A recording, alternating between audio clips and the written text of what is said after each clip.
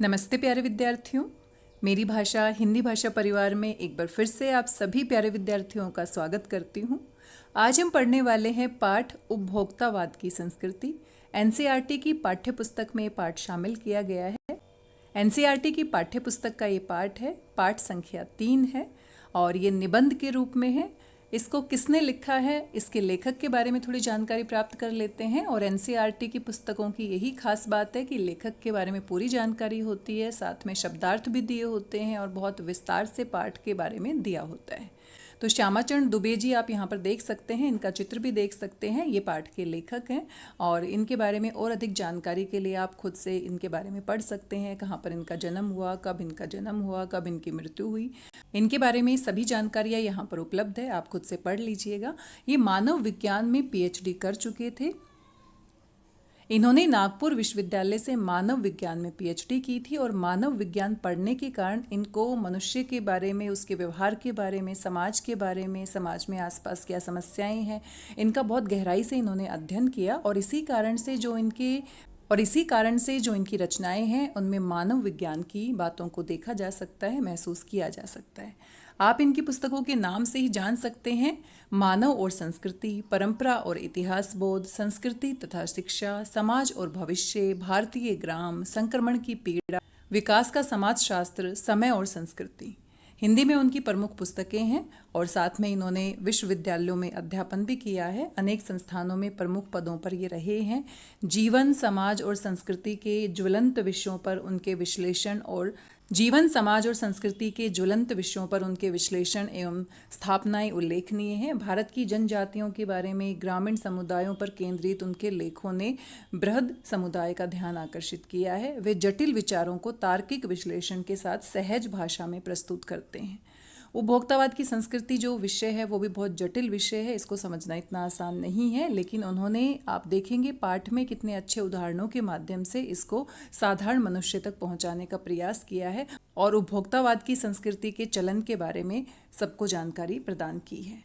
आप यहाँ पर देख सकते हैं, फिर से एनसीईआरटी की पाठ्य पुस्तकों में पाठ का पूरा सारांश दिया होता है, तो कुछ ही पंक्तियों में पूरे पाठ के बारे में जो भी बातें बताई गई हैं वो हम यहाँ पर जान सकते हैं।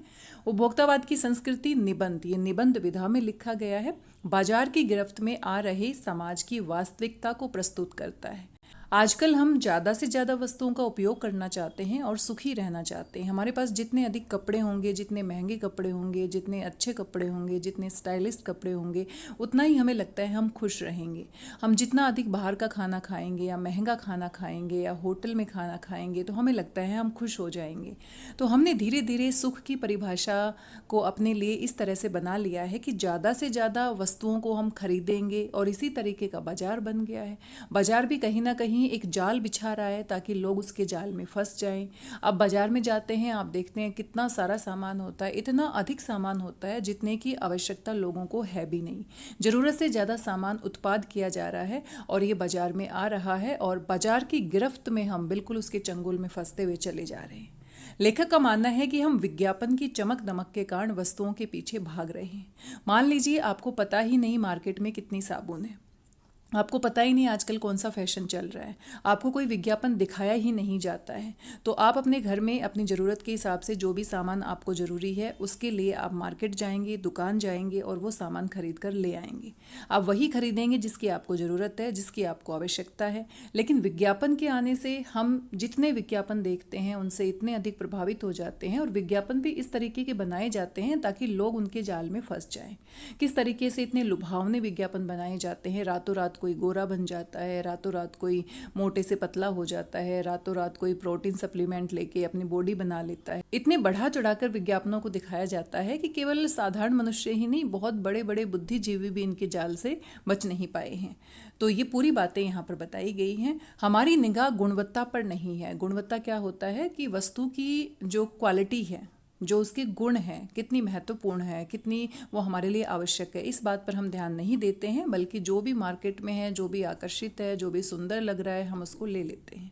संपन्न और अभिजन वर्ग द्वारा, जो बड़े बड़े उच्च वर्ग के लोग हैं, संपन्न और अभिजन वर्ग है, उनके द्वारा प्रदर्शनपूर्ण जीवन शैली अपनाई जाती है। अखबारों के माध्यम से, टीवी के माध्यम से, सिनेमा के माध्यम से उनके जीवन को हम देखते हैं और देखने के बाद इतना प्रभावित हो जाते हैं कि हम भी वही चीज़ें अपनाना चाहते हैं, जिसे सामान्य जन भी ललचाई निगाहों से देखते हैं। यह सभ्यता के विकास की चिंताजनक बात है।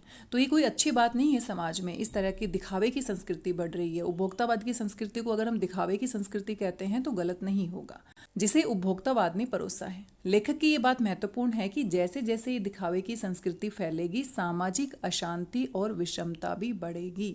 समाज में बहुत सारी आपराधिक प्रवृत्तियां बढ़ेगी, समाज में अशांति और असमानता बढ़ेगी। लोग एक दूसरे को देखकर उनकी होड़ करेंगे, प्रतिस्पर्धा करेंगे और अपने मन के सुकून को, अपनी जीवन शैली को कहीं ना कहीं गलत तरीके से अपनाएंगे।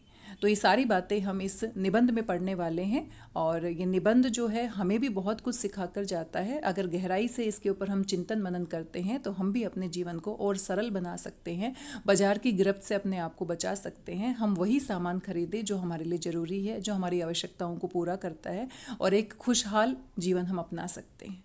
तो आइए इस पाठ को हम पढ़ते हैं और देखते हैं श्यामाचरण दुबे जी ने इस जटिल विषय को कितनी आसान भाषा में, कितने मज़ेदार उदाहरणों के माध्यम से हम सभी पाठकों के लिए प्रस्तुत किया है। उपभोक्तावाद की संस्कृति। सबसे पहले बात आती है उपभोक्तावाद की संस्कृति आखिर है क्या। उपभोक्तावाद जो है वो होता क्या है। उपभोक्तावाद उपभोक्ता शब्द से बना है और उपभोक्ता शब्द जो है उसके मूल में कौन सा शब्द है, उपभोग। उपभोग का मतलब होता है उपयोग करना। हम कितनी वस्तुओं का उपयोग करते हैं, प्रयोग करते हैं अपनी आवश्यकताओं के लिए। बार बार वस्तुओं के उपभोग करने को, उपयोग करने को, प्रयोग करने को और इसी प्रवृत्ति को हम क्या कहते हैं, उपभोक्तावाद। और ये संस्कृति धीरे धीरे हमारे समाज में फैल रही है। पहली बार मार्केट में कोई नया सामान आता है, हम उसको प्रयोग करके देखना चाहते हैं, उपभोग करके देखना चाहते हैं और धीरे धीरे फिर नए उत्पाद आते हैं, उनको भी हम प्रयोग कर देखना चाहते हैं। तो इस तरह से नए नए उत्पादों को उपभोग करने की जो प्रवृत्ति होती है वही उपभोक्तावाद की संस्कृति होती है। तो पाठ का नाम थोड़ा सा समझने के बाद आइए पाठ को पढ़ते हैं। मैं इसका वाचन कर रही हूँ। जो मुश्किल शब्द हैं, वाक्य हैं, उनकी व्याख्या करने का प्रयास करूँगी। तो आइए शुरू करते हैं इस पाठ को। धीरे धीरे सब कुछ बदल रहा है और बदलाव ही सत्य है। प्रकृति का नियम भी बदलाव है। समय एक जैसा नहीं रहता, पल पल परिवर्तित है। तो परिवर्तन अच्छा है, लेकिन परिवर्तन ये किस तरीके का परिवर्तन है, ये यहाँ पर श्यामाचरण दुबे जी हमें बता रहे हैं कि बदलना अच्छा है, लेकिन ये जो बदलाव है उपभोक्तावाद की संस्कृति को और बढ़ाने के लिए जो हमारा बदलाव है वो सही नहीं है। एक नई जीवन शैली, हम एक नई जीवन शैली को अपना रहे हैं। अपना वर्चस्व यानी कि अपना पूरा जड़ें जमा रही है, स्थापित कर रही है। एक ऐसी जीवन शैली, एक ऐसा लाइफस्टाइल हमारे आसपास देखने को मिल रहा है। उसके साथ आ रहा है एक नया जीवन दर्शन और हम जीवन जीने का एक उद्देश्य लेकर चल रहे हैं, उपभोक्तावाद का दर्शन। कि जितने से ज़्यादा महंगी वस्तुओं को हम उपयोग करेंगे, जितनी ज़्यादा वस्तुओं को हम खरीदेंगे। अगर मेरे पास एक छोटा घर है तो मुझे बड़ा घर खरीदना है। अगर मेरे पास एक छोटी गाड़ी है तो मुझे उससे बड़ी गाड़ी खरीदनी है। मेरे पास अगर साधारण घड़ी है तो मुझे महंगी घड़ी खरीदनी है। मेरे पास साधारण फ़ोन है तो मुझे महंगा फ़ोन खरीदना है। मेरे पास आवश्यकता के कपड़े हैं लेकिन फिर भी मुझे कहीं जाने के लिए नए नए कपड़े खरीदने हैं। तो ये जो सोचने का तरीका है कि इन सब चीज़ों को खरीदने से हम बहुत ज़्यादा सुखी हो जाएंगे, यही उपभोक्तावाद का दर्शन है और ये धीरे धीरे हमारे समाज में फैल रहा है, अपनी जड़ें फैला रहा है। उत्पादन बढ़ाने पर जोर है चारों ओर। हर कोई नए से नए प्रोडक्ट लेकर आ रहा है, उत्पाद लेकर आ रहा है। ये नहीं सोच रहा कि क्या इनकी आवश्यकता है, जितनी आवश्यकता है क्या उतना ही उत्पादन हो रहा है, नहीं। उत्पादन इतना अधिक मात्रा में हो रहा है कि उसका संतुलन बनाना हमारे लिए संभव नहीं हो पा रहा है। ये उत्पादन आपके लिए है, आपके भोग के लिए है, आपके सुख के लिए है। सुख की व्याख्या बदल गई है। तो प्यारे बच्चों, सुख की जो परिभाषा है, सुख हमारे लिए बदल गया है। सुख होता है एक मन की अनुभूति होती है, जब हम पूरी तरह से संतुष्ट होते हैं, हमारी आवश्यकताएं पूरी हो जाती हैं तो हम सुखी महसूस करते हैं। हम स्वस्थ होते हैं तो सुखी महसूस करते हैं। किसी के साथ बात करते हैं तो सुखी हो जाते हैं। लेकिन यहाँ पर तो सुख की परिभाषा पूरी तरह से बदल दी है। किसने बदल दी है? उपभोक्तावाद की संस्कृति ने। उपभोग भोग ही सुख है। तो पेपर में पूछा जाता है कि सुख की परिभाषा कैसे बदल गई है, लेखक के माध्यम से पाठ में क्या बताया गया है, तो ज़्यादा से ज़्यादा वस्तुओं का उपयोग करना, उपभोग करना ही हमारे लिए सुख है। एक सूक्ष्म बदलाव आया है। सूक्ष्म क्या होता है? बहुत ही छोटा सा, जिसको देखना बहुत बारीकी से हम उसको देख सकते हैं। नई स्थिति में उत्पाद तो आपके लिए है, पर आप ये भूल जाते हैं कि जाने अनजाने आज के माहौल में आपका चरित्र भी बदल रहा है और आप उत्पाद को समर्पित होते जा रहे हैं। जैसे जैसे हम नई नई वस्तुओं को उपयोग करते हैं तो धीरे धीरे हमारा व्यवहार भी बदल जाता है, हमारा व्यक्तित्व, हमारा चरित्र, सोचने समझने का हमारा तरीका भी बदल जाता है।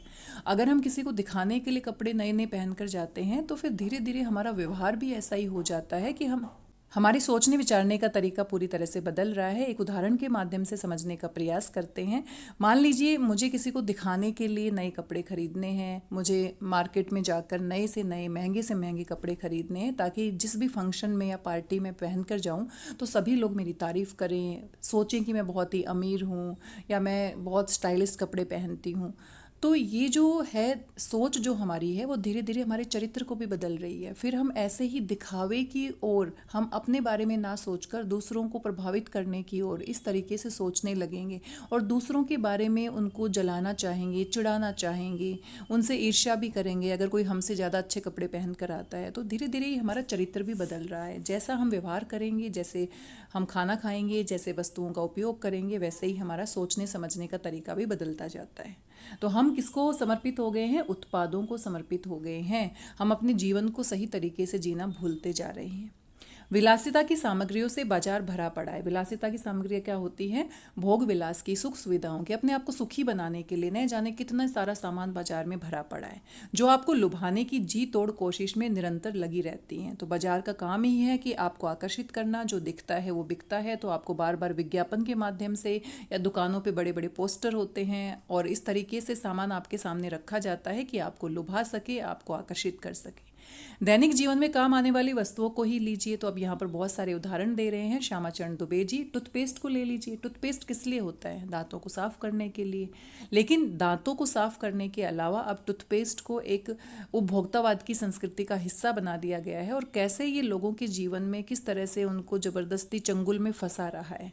ये दांतों को मोती जैसा चमकीला बनाता है, ये मुंह की दुर्गंध हटाता है, ये मसूड़ों को मजबूत करता है और ये पूर्ण सुरक्षा देता है। वह सब करके जो 3-4 पेस्ट अलग अलग करते हैं, किसी पेस्ट का मैजिक फॉर्मूला है।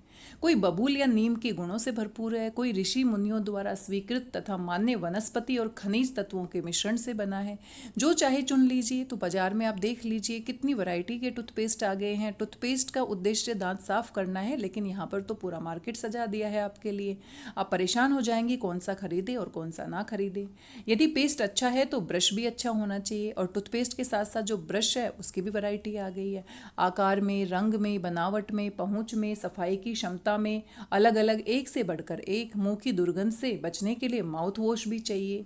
अब टूथब्रश से काम नहीं चलेगा, माउथ वॉश भी चाहिए। सूची और भी लंबी हो सकती है, पर इतनी चीज़ों का ही बिल काफ़ी बड़ा हो जाएगा, क्योंकि आप शायद बहुविज्ञापित और कीमती ब्रांड खरीदना ही पसंद करेंगे। एक सामान्य टूथपेस्ट है, टूथब्रश है, आसानी से आपको सामान्य कीमत पर मिल जाएगा, लेकिन आप ब्रांडेड खरीदेंगे तो और महंगा होगा, विज्ञापन से और आकर्षित होंगे। तो इस तरह से आप एक साधारण सी चीज़ के लिए किस तरह से उपभोक्तावाद के जाल में फंस जाएंगे। सौंदर्य प्रसाधनों की भीड़ तो चमत्कृत कर देने वाली है। तो जो हमारे ब्यूटी प्रोडक्ट्स हैं, सौंदर्य प्रसाधन है, अपनी इस खूबसूरती को बढ़ाने के जो बहुत सारे उत्पाद हैं वो तो चमत्कार उत्पन्न कर देने वाले हैं। हर माह उनमें नए नए उत्पाद जुड़ते चले जाते हैं, तो हर बार नया नया उत्पाद मार्केट में आ जाता है। साबुन ही देखिए, एक में हल्की खुशबू है, दूसरे में तेज। एक दिन भर आपके शरीर को तरोताज़ा रखता है, दूसरा पसीना रोकता है, तीसरा जर्म से आपकी रक्षा करता है। ये लीजिए सिने स्टार्स के सौंदर्य का रहस्य, उनका मनपसंद साबुन। सच्चाई का अर्थ समझना चाहते हैं, ये लीजिए। सच्चाई का अर्थ समझना चाहते हैं, ये लीजिए। शरीर को पवित्र रखना चाहते हैं, ये लीजिए शुद्ध गंगा जल से बनी साबुन। चमड़ी को नर्म रखने के लिए ये लीजिए। महंगी है पर आपके सौंदर्य में निखार ला देगी। तो देख रहे हैं आप, साबुन के भी कितने विज्ञापन आ गए हैं। साबुन हमारे शरीर को स्वच्छ रखने के लिए है, नहाने के लिए है, लेकिन उसमें भी कितना अधिक बाजारवाद आ गया है, उपभोक्तावाद आ गया है, कैसे हमें आकर्षित किया जा रहा है। और आपने देखा होगा बहुत सारे साबुन जो होते हैं उनके ऊपर ऑफर भी होता है, 2 के साथ 1 फ्री मिल रहा है। या कभी कभी तो ऐसा आता है कि साबुन के अंदर कोई सोने का गहना छुपा दिया जाता है, आपको गोल्ड रिंग मिलेगी। अब मान लीजिए 1 लाख साबुन बनाई किसी कंपनी ने और उसमें किसी गलती से एक साबुन के अंदर उन्होंने सोने की रिंग रख दी और बाकी लोग उसके विज्ञापन से आकर्षित होकर खरीदते चले जाते हैं। संभ्रांत महिलाओं की ड्रेसिंग टेबल पर 30-30 हजार की सौंदर्य सामग्री होना तो मामूली बात है। संभ्रांत महिलाएं क्या होती है? उच्च वर्ग के परिवारों की जो महिलाएं होती हैं, जो बहुत ही प्रतिष्ठित परिवार की महिला होती हैं और जिनके पास बहुत पैसा होता है। 30-30 हजार का सौंदर्य सामान उनकी ड्रेसिंग टेबल पर होता है। पेरिस से परफ्यूम मंगाया है, इतना ही और खर्च हो जाएगा, ये प्रतिष्ठा चिन्ह है। तो ये उनके सुख सुविधाओं के लिए, उनके दिखावे के लिए है, उनकी मान सम्मान को दिखाने के लिए है कि देखो हम कितने महंगे उत्पाद प्रयोग करते हैं। समाज में आपकी हैसियत जताते हैं। पुरुष भी इस दौड़ में पीछे नहीं है। पहले उनका काम साबुन और तेल से चल जाता था, आफ्टर शेव और कोलोन बाद में आए हैं। तो महिलाएं ही नहीं, पुरुष भी इस दौड़ में पीछे नहीं है, क्योंकि मार्केट ने पुरुषों को, बच्चों को, किसी को भी नहीं छोड़ा है। पहले एक साबुन से परिवार के सभी सदस्य नहा लेते थे, लेकिन अभी महिलाओं के लिए अलग साबुन है, पुरुषों के लिए अलग साबुन है। अगर आप पुरुष हैं तो महिला के साबुन से या महिला की क्रीम आप कैसे लगा सकते हैं। अगर छोटा बच्चा है तो उसकी जो त्वचा होती है बहुत नाजुक होती है, तो वो बाकी साबुन का प्रयोग नहीं कर सकता है। तो किस तरीके से बाजार में इतने अधिक उत्पाद आ गए हैं, इतना जाल बिछा दिया गया है कि हमारी ज़रूरत की सामान के अलावा हमें और भी बहुत सारी चीज़ें आकर्षित कर रही है। तो ये सारे उदाहरण यहाँ पर दिए गए हैं। अब तो इस सूची में दर्जन 2 दर्जन चीज़ें और जुड़ गई हैं। दर्जन क्या होता है? 12 की संख्या होती है, डजन आप कह सकते हैं। तो और भी बहुत सारी चीज़ें जुड़ गई हैं। छोड़िए इस सामग्री को, वस्तु और परिधान की दुनिया में आइए तो बहुत सारी वस्तुएं और परिधान यानी कपड़ों की दुनिया में आ जाइए। जगह जगह बुटीक खुल गए हैं, नए नए डिजाइन के परिधान बाजार में आ गए हैं। ये ट्रेंडी है, महंगे हैं, पिछले वर्ष के फैशन इस वर्ष नहीं चलेंगे। शर्म की बात है, घड़ी पहले समय दिखाती थी, उससे यदि यही काम लेना हो तो 400-500 में मिल जाएगी, इससे भी सस्ती मिल सकती है। हैसियत जताने के लिए आप 50-60 हजार से लाख 1.5 लाख की घड़ी भी ले सकते हैं। तो घड़ी का काम क्या है? समय दिखाना, चाहे वो 100 रुपए की हो, चाहे वो लाख रुपए की हो। लेकिन बाजार किस तरह से लोगों को आकर्षित कर रहा है। स्कूल जाने वाले आप सभी प्यारे बच्चे भी किसी ना किसी की स्मार्ट वॉच को देखकर कभी आकर्षित हुए होंगे। अगर आपके पास नहीं थी तो आपका भी मन किया होगा काश हमारे पास भी स्मार्ट वॉच होती। हालांकि आपके पास एक साधारण सी घड़ी हो सकती है पहले से, लेकिन उसमें भी समय देख रहे हो आप। लेकिन जब दूसरों की घड़ी हम देखते हैं तो हमारा मन भी ललचाता है। तो यही हम सभी के साथ होता है। संगीत की समझ हो या नहीं, कीमती म्यूजिक सिस्टम जरूरी है। कोई बात नहीं यदि आप उसे ठीक तरह चला भी नहीं सके। कंप्यूटर काम के लिए तो खरीदे ही जाते हैं, महज दिखावे के लिए उन्हें खरीदने वालों की संख्या भी कम नहीं है। बहुत सारे परिवारों में कंप्यूटर का ज्ञान नहीं होता, लेकिन पड़ोसी ने खरीदा है, पड़ोस के बच्चे के पास है तो उनको भी खरीदना है। खाने के लिए 5 सितारा होटल है, 5 स्टार होटल हैं, वहाँ तो अब विवाह भी होने लगे हैं। तो आजकल जो शादियाँ हैं वो 5 स्टार होटल्स में होने लगी हैं। बीमार पड़ने पर 5 सितारा अस्पतालों में आइए तो अस्पताल में इलाज किया जाता है, लेकिन यहाँ तो बहुत सारी सुविधाएं आपको मिल जाती है। जितने आपके पास पैसे हैं उतना आप यहाँ पर सुविधाएं ले सकते हैं। सुख सुविधाओं और अच्छे इलाज के अतिरिक्त ये अनुभव काफ़ी समय तक चर्चा का विषय भी रहेगा। पढ़ाई के लिए 5 सितारा पब्लिक स्कूल है, स्कूल को भी नहीं छोड़ा गया। अब एक विद्यार्थी के जीवन में अनुशासन कितना महत्वपूर्ण है, समय का प्रबंधन कितना महत्वपूर्ण है, लेकिन यहाँ पर उसको इस तरह की सुख सुविधाएं दी जाती हैं पढ़ने के लिए कि आप स्विमिंग पूल जा सकते हैं, आपका सुबह से लेकर शाम तक एसी रहेगा, आपकी बस भी एसी रहेगी। अब इस तरह की सुख सुविधाओं में बच्चा किस तरह से पढ़ेगा आप कल्पना करके देख सकते हैं। शीघ्र ही शायद कॉलेज और यूनिवर्सिटी भी बन जाए। भारत में तो ये स्थिति अभी नहीं आई है, पर अमेरिका और यूरोप के कुछ देशों में आप मरने के पहले ही अपने अंतिम संस्कार और अनंत विश्राम का प्रबंध भी कर सकते हैं। तो ये तो बहुत ही हास्यास्पद बात है, बहुत ही मजाकिया लगने वाली बात है। इस पे हंसी भी आ रही है कि भारत में तो अभी ऐसा नहीं हुआ है, हो सकता है कुछ सालों में आ जाए। अमेरिका और यूरोप जैसे देशों में तो ऐसा होने लगा है कि आपके मरने से पहले ही आप अपने मरने के बाद का इंतजाम करके जाते हैं एक कीमत पर, और उसके लिए कीमत भी चुकाते हैं। अब क्या इंतजाम करके जाते हैं ये पूरा विस्तार यहाँ पर श्यामाचरण दुबे जी हास्यास्पद स्थिति में हमें बता रहे हैं। आपकी कब्र के आसपास सदा हरी घास होगी। अब आपने देखना थोड़ी ना आने के बाद, मरने के बाद मन चाहे फूल होंगे। अब कौन देखने वाला है कि फूल कैसे हैं, एक बार मर गए तो मर गए। चाहे तो वहाँ फव्वारे होंगे और मन ध्वनि में निरंतर संगीत भी बजेगा। कल भारत में भी ये संभव हो सकता है, तो ऐसी हैरानी वाली बात नहीं है, क्योंकि भारत भी पीछे नहीं है। दूसरे देशों की संस्कृति को अपनाने में बहुत ही तेजी से भारत चल रहा है। अमेरिका में आज जो हो रहा है कल वह भारत में भी आ सकता है। प्रतिष्ठा के अनेक रूप होते हैं। प्रतिष्ठा क्या होता है? मान सम्मान, दिखावा करना कि हम कितने अमीर हैं, कितने प्रतिष्ठित हैं, चाहे वे हास्यास्पद ही क्यों ना हो। पेपर में पूछ लिया जाएगा कि प्रतिष्ठा के कौन कौन से रूप हैं और पाठ के आधार पर बताइए, चाहे वो हास्यास्पद ही क्यों ना हो। तो मरने के बाद किसने देखा है कि हमारे साथ क्या होने वाला है, हमारी कब्र पर लोग कैसा व्यवहार करेंगे या किस तरह का माहौल होगा। तो ये तो हास्यास्पद लगता है। हास्यास्पद क्या होता है? जिस पे हंसी आती है। ये है एक छोटी सी झलक उपभोक्तावादी समाज की। ये विशिष्ट जन का समाज है, पर सामान्य जन भी इसे ललचाई निगाहों से देखते हैं। तो ये जो उदाहरण दिए गए हैं सभी के साथ नहीं है, लेकिन जब उच्च वर्ग के लोग, विशिष्ट जन इस तरह का व्यवहार करेंगे, इस तरह की जीवन शैली को अपनाएंगे, तो सामान्य जन भी उनको देखेंगे, और देखेंगे तो उनकी निगाहों में भी लालच आएगा, मन में भी लालच आएगा। उनकी दृष्टि में एक विज्ञापन की भाषा में यही है, राइट चॉइस बेबी। तो इस तरह से किस तरह से विज्ञापन हमें लुभा रहे हैं, हमारी जीवन शैली को बदल रहे हैं। तो यहाँ पर बहुत सारे विज्ञापन आप देख सकते हैं। मोती जैसे दांत, पूर्ण सुरक्षित, गुणों से भरपूर, शीतल जल, साबुन, बिस्किट, एक के साथ एक फ्री। तो यहाँ पर बहुत सारे विज्ञापन आप सभी परिचित हैं। टीवी के माध्यम से आप भी बहुत सारे विज्ञापन देखते हैं, और मैंने भी न जाने कितनी वस्तुएं विज्ञापन को देखकर खरीदी है, आपने भी खरीदी होगी। अब विषय के गंभीर पक्ष की ओर आए तो प्यारे विद्यार्थियों, ये निबंध है, तो पहले निबंध के बारे में पूरी जानकारी दी गई है, बहुत सारे उदाहरण दिए गए हैं उपभोक्तावाद की संस्कृति को हमें समझाने के लिए। और अब इसके गंभीर पक्ष की ओर विचार करने के लिए यहाँ पर लेखक कह रहे हैं, ये सिर्फ जानने की बात नहीं है, बल्कि बहुत गहराई से इसके ऊपर विचार करना है और इसको बदलने की जरूरत है। इस उपभोक्ता संस्कृति का विकास भारत में क्यों हो रहा है, इसका क्या कारण है? सामंती संस्कृति के तत्व भारत में पहले भी रहे हैं। सामंती संस्कृति क्या होती है कि पहले एक सामंत होता था, राजा महाराजा होते थे, और उसके बहुत सारे नौकर चाकर, प्रजा होती थी।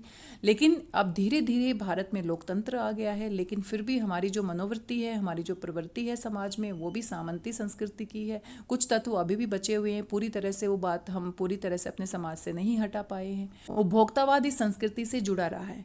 आज सामंत बदल गए हैं, सामंती संस्कृति का मुहावरा भी बदल गया है। हम सांस्कृतिक अस्मिता की बात कितनी ही करें, सांस्कृतिक अस्मिता, अस्मिता क्या होता है? पहचान। हमारी जो भारतीय संस्कृति है उसकी एक अलग पहचान है, हम किस तरह से अपनी संस्कृति के ऊपर गर्व करते हैं। लेकिन सांस्कृतिक अस्मिता, जो हमारी सांस्कृतिक पहचान है, उसकी कितनी भी बात क्यों ना कर ले, लेकिन परंपराओं का अवमूल्यन होता है, कमी होना, घटना। तो जो हमारी परंपराएं हैं, जो बहुत ही अच्छी परंपराएं जो हमारे पूर्वजों से चली आ रही है हमारे समाज में, हमारी संस्कृति और सभ्यता में, लेकिन उन परंपराओं में धीरे धीरे अवमूल्यन हुआ है, उनमें कमी आई है। आस्थाओं का शरण हुआ है। जो आस्थाएं हैं, जो अच्छी आस्थाएं हैं, वो धीरे धीरे कम हो रही हैं। शरण होना मतलब उनका नाश होना, नष्ट होना। कड़वा सच तो ये है कि हम बौद्धिक दास्ता स्वीकार कर रहे हैं। तो बौद्धिक दास्ता क्या होती है, ये आपको समझना है। सांस्कृतिक अस्मिता क्या होती है, ये आपको समझना है। सांस्कृतिक अस्मिता होती है कि अपनी संस्कृति के माध्यम से अपनी पहचान बनाना। बौद्धिक दास्ता होती है कि बौद्धिक स्तर पर, यानी कि अपनी बुद्धि से हम किसी और को अच्छा मान लेते हैं। अब अंग्रेज भारत में आए, अंग्रेजों ने किस तरह से यहाँ पर शासन किया, तो हम सभी भारतीयों ने मान लिया अपने मन ही मन में कि अंग्रेज रंग में, चमड़ी में हमसे बहुत ही श्रेष्ठ है, बुद्धि में हमसे श्रेष्ठ है, उनका देश हमसे बहुत अच्छा है, उनकी भाषा बहुत अच्छी है, इसीलिए हमने हिंदी के ऊपर अंग्रेजी को अपना लिया है। तो बौद्धिक दास्ता को हम स्वीकार कर रहे हैं, और आज भी ये हो रहा है कि दूसरे देशों की संस्कृति हमें अच्छी लगती है। दूसरे देशों का जो पहनावा है, खान पान है, जीवन शैली है, वो हमें अच्छी लगती है। दूसरे देशों में जाकर आज भारत के लोग बसना चाहते हैं, अपने देश को याद तक नहीं करना चाहते। तो ये क्या है? बौद्धिक दास्ता है। पश्चिम के सांस्कृतिक उपनिवेश बन रहे हैं। बहुत साल पहले भारत अंग्रेजों का उपनिवेश था। तो उपनिवेश क्या होता है? एक जो देश होता है, जब दूसरे देश पर शासन करता है, उसके अंडर वो देश काम करता है, तो उसका उपनिवेश बन जाता है। तो भारत बहुत साल पहले ब्रिटिश का उपनिवेश बना था, लेकिन आज हम आज़ाद हो गए हैं, लेकिन आज भी हम सांस्कृतिक उपनिवेश बन गए हैं। हम दूसरे देशों की संस्कृति को अपना रहे हैं, हम उनको देखकर प्रभावित हो रहे हैं। हमें अपनी संस्कृति, अपना पहनावा, अपना देश कहीं ना कहीं इतना अच्छा नहीं लग रहा है, और ये कहीं ना कहीं समाज की सच्चाई बनती हुई चली जा रही है। आजकल बच्चों से बात करें या बहुत सारे बड़े बड़े लोगों से बात करें, विदेश में जाकर काम करना पसंद करते हैं। तो ये बहुत अच्छी बात है कि दूसरे देश में जाकर काम करना, लेकिन कहीं ना कहीं अपने देश का वो सम्मान वो नहीं कर पाते हैं, बल्कि एक टीस उनके मन में होती है कि भारत में वो सारी सुख सुविधाएं नहीं हैं, भारत में सब कुछ अच्छा नहीं है, इसलिए हम विदेश जा रहे हैं, विदेश में रह रहे हैं। हमारी नई संस्कृति अनुकरण की संस्कृति है। अनुकरण करना यानी कि फॉलो करना। हम क्रिएटर नहीं बन रहे हैं, हम फॉलोवर बन रहे हैं। तो हमें क्रिएटर बनना होगा, हमें खुद अपनी संस्कृति का निर्माण करना पड़ेगा, जो हमारे लिए अच्छा है, हमारे समाज के लिए अच्छा है। हम दूसरों को फॉलो कर रहे हैं, दूसरों का अनुकरण कर रहे हैं, दूसरा जैसा कर रहे हैं, अच्छा कर रहे हैं, बुरा कर रहे हैं, हम ये नहीं समझ रहे, बल्कि सीधा हम उसको क्या कर रहे हैं, उसके पीछे पीछे चल रहे हैं। हम आधुनिकता के झूठे प्रतिमान अपनाते जा रहे हैं, लोग आधुनिक बनते जा रहे हैं, मॉडर्न बनते जा रहे हैं, और मॉडर्न बनने के चक्कर में हम किस तरह के कपड़े पहन रहे हैं, किस तरह से खा पी रहे हैं, किस तरह की जीवन शैली अपना रहे हैं। तो एक नए नए प्रतिमान, एक नए नए तरीके, हम झूठे तरीके अपना रहे हैं। प्रतिष्ठा की अंधी प्रतिस्पर्धा में जो अपना है उसे खोकर छदम आधुनिकता, छदम क्या होता है, दिखावा, झूठी झूठी आधुनिकता, झूठा मॉडर्न बनने के चक्कर में हम प्रतिष्ठा पाने के लिए, मान सम्मान पाने के लिए एक अंधी कंपटीशन, एक अंधी प्रतिस्पर्धा को अपना रहे हैं, जो हम सभी के लिए अच्छा नहीं है। गिरफ्त में आते जा रहे हैं। संस्कृति की नियंत्रक शक्तियों के क्षीण हो जाने के कारण हम दिग्भ्रमित हो रहे हैं। तो यहाँ पर प्यारे बच्चों कुछ शुद्ध हिंदी के बहुत सारे शब्द हैं, तो आपको परेशान नहीं होना है, इनको समझना है। तो संस्कृति की नियंत्रक शक्तियाँ, जो संस्कृति होती है सही दिशा में जा रही है नहीं जा रही, वो समाज को नियंत्रित करना पड़ता है, और वो शक्ति धीरे धीरे क्षीण हो रही है, कम हो रही है, नष्ट हो रही है, और इस कारण से हम दिग्भ्रमित हो रहे हैं, हम सही दिशा में जाने से भ्रमित हो रहे हैं, भूल रहे हैं। हमें ये नहीं पता कि इस तरह के कपड़े पहनने से, हमें ये नहीं पता कि इस तरह के खान पान से क्या हम सही मायने में अपनी संस्कृति को आगे बढ़ा रहे हैं या बीमार हो रहे हैं। आजकल हम इस तरह का खाना खा रहे हैं, दूसरे देशों के लोगों को देखकर हम उस तरह का खाना खा रहे हैं। वहाँ की जलवायु अलग है, वहाँ का माहौल अलग है, हो सकता है वो खाना वहाँ के लोगों को सूट करता हो, लेकिन भारत के लोग बिना सोचे समझे, या बहुत सारे लोग बिना सोचे समझे दूसरे देशों के खाने को अपना रहे हैं। वो हमारी जलवायु में सही है कि नहीं, हमारे शरीर को सूट कर रहा है कि नहीं, हमें बीमार कर रहा है, ये हम जाने बिना ही दिशा से भ्रमित हो रहे हैं। हमारा समाज ही अन्य निर्देशित होता जा रहा है, अन्य मतलब दूसरों से, दूसरे लोग हमें डायरेक्शन दे रहे हैं, हम खुद अपनी डायरेक्शन भूल गए हैं। विज्ञापन और प्रसार के सूक्ष्म तंत्र हमारी मानसिकता बदल रहे हैं। तो ये इतनी गहराई से हमारे समाज में फैला हुआ तंत्र है, और ये हमारी मानसिकता, हमारी सोचने समझने की शक्ति को बदल रहा है। हम समझ ही नहीं पा रहे हैं कि हम गलत दिशा की ओर जा रहे हैं। उनमें सम्मोहन की शक्ति है, वशीकरण भी है, वो हमें सम्मोहित कर रहा है और साथ में वश में लेकर आ रहा है। हम उसके जाल में, एडिक्शन आप कह सकते हैं, हम एडिक्ट होते जा रहे हैं। अंततः इस संस्कृति के फैलाव का परिणाम क्या होगा, और अगर हम गंभीर रूप से इस बात पर विचार नहीं करेंगे तो इसका परिणाम क्या होगा, ये भी हमें सोचना होगा। ये गंभीर चिंता का विषय है। हमारे सीमित संसाधनों का घोर अपव्यय हो रहा है। प्रकृति ने हमें सीमित संसाधन दिए हैं, लेकिन फिर भी हम उनको बहुत अधिक मात्रा में क्या कर रहे हैं, प्रयोग कर रहे हैं। जितनी ज़रूरत नहीं है उससे ज़्यादा हम प्रयोग कर रहे हैं। मान लीजिए पेट्रोल की बात करें, पेट्रोल कितनी मुश्किल से बनता है, आप सभी विद्यार्थी पढ़ते हैं, एसएसटी में आपने पढ़ा होगा। और जो पेट्रोल है वो कितनी बुरी तरह से हम उसका अपव्यय कर रहे हैं। एक घर में 4-4 गाड़ियां हैं, एक व्यक्ति गाड़ी से जा रहा है, दूसरा व्यक्ति गाड़ी से जा रहा है। तो इस तरह से हम कितना अपने संसाधनों का अपव्यय कर रहे हैं। हमें ऐसा नहीं करना चाहिए। हमें सोच समझ के इस तरह से एक व्यवस्था बनानी चाहिए कि हम जितना कर सकें, जितना हम अपने संसाधनों को बचा सके, अपनी आगे आने वाली पीढ़ी के लिए बचा सके, उतना हमें करना चाहिए। हम देख सकते हैं कि कितना अधिक मात्रा में हम जल का प्रयोग कर रहे हैं, और जल की कमी हम आसपास महसूस कर सकते हैं। प्रकृति में संसाधन अनलिमिटेड नहीं है कि कभी भी हम कितना भी निकाल सकते हैं। हमें संतुलन बनाने की आवश्यकता है। जीवन की गुणवत्ता आलू के चिप्स से नहीं सुधरती। आलू के बहुत सारे चिप्स खाने से हम बहुत ज़्यादा अच्छा जीवन नहीं जी सकते हैं, ये हमें समझना होगा। न बहुविज्ञापित शीतल पेयों से। शीतल पेय क्या होते हैं, कोल्ड ड्रिंक्स। तो कोल्ड ड्रिंक्स आप मार्केट में देख लीजिए, उनको पीने से हम, बहुत सारी कोल्ड ड्रिंक्स की ऐड तो ऐसी है कि उनको पीने से आप पहाड़ की चोटी माउंट एवरेस्ट पे चढ़ जाते हैं, इतनी बड़ी खाई को पार कर लेते हैं। तो किस तरह से विज्ञापन हमें अपने जाल में फंसा रहे हैं, भले ही वे अंतर्राष्ट्रीय हों, चाहे वो हमारे देश के हों, चाहे दूसरी कंपनियों के हों। पिज्जा और बर्गर कितने ही आधुनिक हों, है वे कूड़ा खाद्य। कूड़ा खाद्य यानी कि वो हमारे शरीर को जाकर नुकसान ही पहुंचाते हैं। समाज में वर्गों की दूरी बढ़ रही है, सामाजिक सरोकारों में कमी आ रही है। तो उच्च वर्ग, मध्यम वर्ग और निम्न वर्ग, इसमें बहुत बड़ी खाई आ गई है, दूरी बढ़ रही है और सामाजिक अशांति का कारण बन रही है। जीवन स्तर का ये बढ़ता अंतर आक्रोश और अशांति को जन्म दे रहा है। जो अमीर लोग हैं इस तरह का जीवन जिएंगे, तो जो मध्यम वर्ग है और निम्न वर्ग है उनके मन में कुंठा उत्पन्न होगी।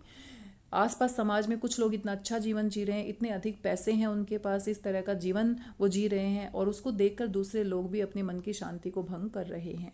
जैसे जैसे दिखावे की ये संस्कृति फैलेगी, सामाजिक अशांति भी बढ़ेगी। हमारी सांस्कृतिक अस्मिता, जो हमारी संस्कृति की पहचान है, वो उसका ह्रास हो रहा है, वो नष्ट हो रही है। हम लक्ष्य से भ्रमित हो रहे हैं। हम लक्ष्य भ्रम से भी पीड़ित हैं। हमारे जीवन का उद्देश्य खुश रहना है और खुश रहने के लिए हमें बहुत ज़्यादा वस्तुओं की आवश्यकता नहीं है। रोटी, कपड़ा और मकान और एक बहुत ही साधारण सा जीवन जीकर भी हम खुश रह सकते हैं, बहुत अच्छे काम कर सकते हैं, समाज में सुकून से रह सकते हैं। हमें इस बात को समझने का प्रयास करना होगा।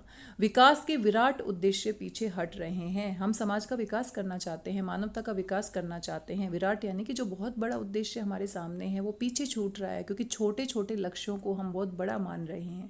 हम झूठी तुष्टि, तुष्टि यानी संतुष्टि के तात्कालिक लक्ष्यों का पीछा कर रहे हैं।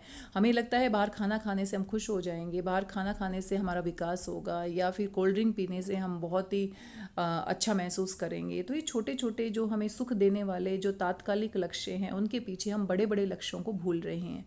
मर्यादाएं टूट रही हैं, नैतिक मानदंड ढीले पड़ रहे हैं, हम सम्मान नहीं कर रहे हैं। नैतिकता धीरे धीरे, मोरल जो हमारे हैं वो धीरे धीरे क्या हो रहे हैं, टूट रहे हैं।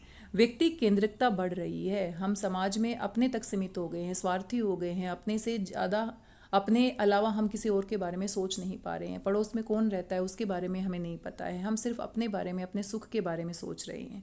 स्वार्थ परमार्थ पर हावी हो रहा है। भोग की आकांक्षाएं आसमान को छू रही हैं। ज़्यादा से ज़्यादा वस्तुओं का हम भोग करना चाहते हैं, उपयोग करना चाहते हैं। किस बिंदु पर रुकेगी ये दौड़? तो यहाँ पर एक बहुत बड़ा सवाल है हम सभी के लिए, समाज के लिए, कि कहाँ जाकर हम रुकेंगे। अब सोचने की ज़रूरत है। अब इस विषय के ऊपर बहुत गहन चिंतन करने की ज़रूरत है और कुछ कड़े कदम उठाने की आवश्यकता है। गांधी जी ने कहा था कि हम स्वस्थ सांस्कृतिक प्रभावों के लिए अपने दरवाजे खिड़की खुले रखें, पर अपनी बुनियाद पर कायम रहे, अपनी संस्कृति पर कायम रहे, अपनी आसपास की जो भी सभ्यता है, जो भी संस्कृति है, जो भी हमारी आवश्यकताएं हैं, उनके ऊपर कायम रहते हुए हम आगे बढ़ें। उपभोक्ता संस्कृति हमारी सामाजिक नींव को हिला रही है। ये बड़ा खतरा है, भविष्य के लिए एक बड़ी चुनौती है और अब हमें सचेत होने की आवश्यकता है। अगर हम ऐसे ही बिना सोचे समझे उपभोक्तावाद की संस्कृति का अनुकरण करते रहे तो एक दिन ऐसा आएगा कि हमारे लिए जीवन जीना आसान नहीं रहेगा। हम बहुत सारी बीमारियों का शिकार हो जाएंगे, समाज में अशांति होगी, दुख तकलीफ होगी, और जो हम सभी के लिए अच्छी नहीं है। तो प्यारे बच्चों, ये छोटा सा निबंध था। आशा करती हूँ आपको समझ में आया होगा और बहुत कुछ आपको सीखने को भी मिला होगा। मैं जब जब इस निबंध को पढ़ती हूँ, बच्चों को पढ़ाती हूँ, तो मैं कोशिश करती हूँ कि कम से कम सामान खरीदूँ, जो मेरी ज़रूरत की चीज़ें हैं उन्हीं को खरीदूँ। हालांकि ये पूरी तरह से नियंत्रित करना तो बहुत मुश्किल है। इस प्रकार की जीवन शैली जिसमें कम में ही ज़्यादा का अनुभव करना, कम में ही सुख का अनुभव करना, मिनिमलाइजेशन आप इसे कह सकते हैं, मिनिमल हमें बनने की आवश्यकता है। उतनी ही वस्तुओं का उपयोग करना है जितने की आवश्यकता है, जितने से हमारे जीवन की गाड़ी सुचारू रूप से चल सके। ज़रूरत से ज़्यादा ना हमें उत्पाद बनाने चाहिए और ना ही हमें उनका उपयोग करना चाहिए, जो हमारे जीवन को सिर्फ क्या कर रहा है, तनाव से ग्रस्त कर रहा है। तो यहाँ पर अभ्यास के प्रश्न दिए गए हैं। उम्मीद करती हूँ पाठ को ध्यान से सुनने के बाद सारे प्रश्न आप खुद से कर लेंगे। तो प्रश्नों को हम हल नहीं करेंगे, बस जल्दी से मैं इनको आपके सामने पढ़कर सुना देती हूँ। लेखक के अनुसार जीवन में सुख से क्या अभिप्राय है? ज़्यादा से ज़्यादा वस्तुओं को उपभोग करना, और थोड़े से उदाहरण देकर आप इसे स्पष्ट कर सकते हैं। आज की उपभोक्तावादी संस्कृति हमारे दैनिक जीवन को किस प्रकार प्रभावित कर रही है? आप बहुत सारे अपने आम जीवन के उदाहरण दे सकते हैं। कैसे हम विज्ञापनों को देखकर सामान खरीदते हैं, दूसरों से हम प्रभावित होते हैं, दिखावा करना चाहते हैं। बहुत सारी बातें आप इसमें लिख सकते हैं।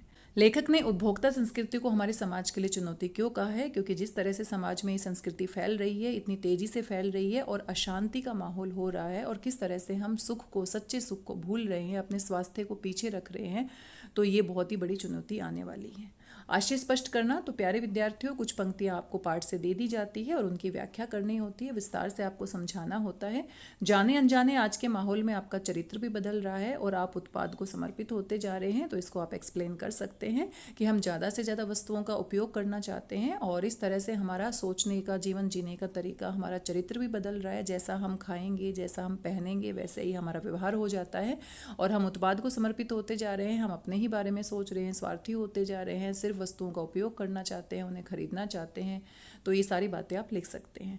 प्रतिष्ठा के अनेक रूप होते हैं, चाहे वो हास्यास्पद ही क्यों ना हो। तो जब अमेरिका और यूरोप की बात हो रही थी कि यहाँ पर मरने के बाद भी लोग अपना अंतिम इंतजाम करके जाते हैं, मेरी कब्र के आसपास कैसा माहौल होगा, किस तरह से वो पैसे देकर पूरा ही मरने से पहले का जुगाड़ करते हैं, तो ये हास्यास्पद है, बहुत ही हंसी वाली बात है। लेकिन लोग अपनी प्रतिष्ठा के लिए, मान सम्मान के लिए सब कर रहे हैं। रचना और अभिव्यक्ति से प्रश्न पूछ लिए जाते हैं क्योंकि ये आपकी सोच के ऊपर आधारित होते हैं, तो इनको बिल्कुल भी नहीं छोड़ना होता। कोई वस्तु हमारे लिए उपयोगी हो या ना हो, लेकिन टीवी पर विज्ञापन देखकर हम उसे खरीदने के लिए अवश्य लालायित होते हैं। क्यों? क्योंकि इस तरह के विज्ञापन तैयार किए जाते हैं कि हम अपने मन को नियंत्रित नहीं कर पाते हैं। और आप उदाहरण भी दे सकते हैं अगर आपने भी कोई ऐसा सामान खरीदा है आकर्षित होकर। आपके अनुसार वस्तुओं को खरीदने का आधार वस्तु की गुणवत्ता होनी चाहिए या उसका विज्ञापन? बिल्कुल गुणवत्ता होनी चाहिए, क्योंकि वो हमें ज़रूरी है कि नहीं या हमारे लिए कितने काम की है ये हमें देखना चाहिए। तर्क सहित आपने उत्तर देना है। पाठ के आधार पर आज के उपभोक्तावादी युग में पनप रहे दिखावे की संस्कृति पर विचार करना है। बिल्कुल हम बहुत सारी चीज़ें दिखाने के लिए करते हैं, हमें उनकी आवश्यकता नहीं भी होती, और आप इसके रेफरेंस में उदाहरण भी दे सकते हैं। आज की उपभोक्ता संस्कृति हमारे रीति रिवाजों और त्योहारों को किस प्रकार प्रभावित कर रही है? अपने अनुभव के आधार पर एक अनुच्छेद लिखिए। तो हमारे त्योहार भी किस तरह विज्ञापन से और उपभोक्तावाद की संस्कृति से प्रभावित है। टीवी पर आप देख सकते हैं रक्षाबंधन आने वाला है, किस तरह के विज्ञापन है, मार्केट किस तरह से सजा हुआ है। दिवाली पर आप देख सकते हैं, होली पर आप देख सकते हैं। जिन वस्तुओं की हमें आवश्यकता नहीं है वो भी हम टीवी पर देखकर, विज्ञापन को देखकर या बाजार को देखकर इतना अधिक सामान हम खरीद लेते हैं जिनकी हमें आवश्यकता भी नहीं है। या किस तरीके से टीवी में होली मनाई जाती है, दिवाली मनाई जाती है, किस तरह से विज्ञापनों में होली दिवाली मनाई जा रही है। साधारण मनुष्य भी उनसे आकर्षित होकर उसी तरीके का व्यवहार करने की कोशिश करता है। तो प्यारे बच्चों, ये आपके रचना और अभिव्यक्ति से प्रश्न थे। भाषा अध्ययन के बारे में यहाँ क्रिया विशेषण के बारे में बताया गया है। जो क्रिया की विशेषता बताते हैं उन्हें क्रिया विशेषण कहते हैं। तो आपको पता ही होगा क्रिया विशेषण क्या होता है। जैसे वह धीरे धीरे चलता है तो धीरे धीरे चलने की विशेषता बता रहा है, तो ये क्या है? क्रिया विशेषण। और क्रिया विशेषण के मुख्य रूप से 4 भेद होते हैं। तो ये व्याकरण का विषय है, आप इसे पढ़ लीजिएगा। बाकी आप यहाँ पर कुछ और भी जानकारी दी गई है, इसे आप पढ़ सकते हैं। यहाँ पर आपके शब्दार्थ दिए गए हैं, इनको आप देख लीजिएगा। और साथ में ये जो 4 परिभाषाएं हैं इनको आप बिल्कुल नहीं छोड़ना। सांस्कृतिक अस्मिता क्या होती है? अस्मिता हमारी पहचान होती है। तो भारतीयों की अपनी एक सांस्कृतिक पहचान है, और किस तरीके से संस्कृति से हमारी पहचान बनती है, तो वो सांस्कृतिक अस्मिता होती है। सांस्कृतिक उपनिवेश क्या होता है कि बहुत पहले समय में तो अंग्रेजों के अधिकार में हम थे, तो हम उनके उपनिवेश थे, लेकिन आजकल हम उनकी संस्कृति से प्रभावित होते जा रहे हैं, तो उनके अधिकार में हम नहीं है, लेकिन फिर भी अपने मन से हमने मान लिया है कि उनकी संस्कृति हमसे विशेष है, और इस तरह से हम उनकी सांस्कृतिक उपनिवेश बन गए हैं। बौद्धिक दास्ता क्या होता है? दूसरों को अपने आप से श्रेष्ठ मान लेना बौद्धिक दास्ता होता है, और ये आजकल हम कर रहे हैं क्योंकि हम दूसरों को अपने आप से श्रेष्ठ मान रहे हैं और उनका अनुकरण कर रहे हैं। हम फॉलोवर बन रहे हैं दूसरों के, हम क्रिएटर नहीं बन रहे हैं। छद्म आधुनिकता क्या होती है? छद्म आधुनिकता क्या होता है? एक तरह का झूठा आधुनिक बनने का दिखावा करना। सही मायने में उसकी हमें आवश्यकता नहीं है, लेकिन फिर भी हम क्या करते हैं, हम दूसरों को देखकर उसी फैशन को स्वीकार कर लेते हैं, उनके विचारों को स्वीकार कर लेते हैं, और इस तरह से हम छद्म आधुनिकता के शिकार हो रहे हैं। तो ये 4 परिभाषाएं हैं, कुछ शुद्ध हिंदी के शब्द हैं, तो परेशान नहीं होना, लेकिन आप इनको समझोगे तो इनके अर्थ जो हैं बड़े आसान हैं। तो प्यारे विद्यार्थियों, आज के इस वीडियो में बस इतना ही। आशा करती हूँ आपको पाठ समझ में आया होगा, जानकारी आपको पसंद आई होगी। मिलते हैं अगले वीडियो में किसी और पाठ के साथ। तब तक स्वस्थ रहिए, व्यस्त रहिए, मस्त रहिए, और कम में ही ज़्यादा है। ये पाठ हमें सिखाता है कि कम में ही ज़्यादा है। हम अपने अनुभूति को, अपने अनुभव को, अपने रिश्तों को, अपने जीवन को सरल बनाएं। हमें इतना उलझने की ज़रूरत नहीं है, बाजार से इतना अधिक सामान खरीदने की ज़रूरत नहीं है, और अगर बड़े स्तर पर देखें तो देश को इतना अधिक उत्पाद करने की भी आवश्यकता नहीं है जितना उसके देश के नागरिकों की आवश्यकता है, या जितना वो दूसरे देशों में निर्यात कर सकता है। अर्थव्यवस्था को सुधारने के लिए उससे ज़्यादा उसको उत्पाद नहीं करना चाहिए। तो आज के लिए बस इतना ही। मिलते हैं अगले वीडियो में। तब तक स्वस्थ रहिए, व्यस्त रहिए, मस्त रहिए, और खुश होकर अभ्यास करते रहिए। सरल रहिए, साधारण रहिए, कम खरीदिए, कम उपयोग कीजिए और खुश रहिए। और मुझे भी कम खरीदना है, कम उपयोग करना है, सरल रहना है। धन्यवाद, बहुत बहुत धन्यवाद।